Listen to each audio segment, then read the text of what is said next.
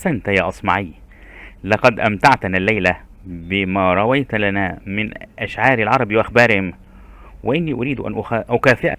فانظر ماذا أريد أن ينعم علي الخليفة بجوهرة وعباءة لطيفة.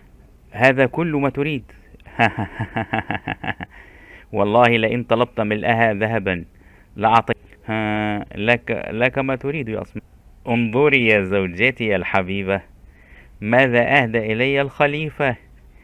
إنها من الذهب الخالص. آه، لابد أنها تساوي مبلغا كبيرا.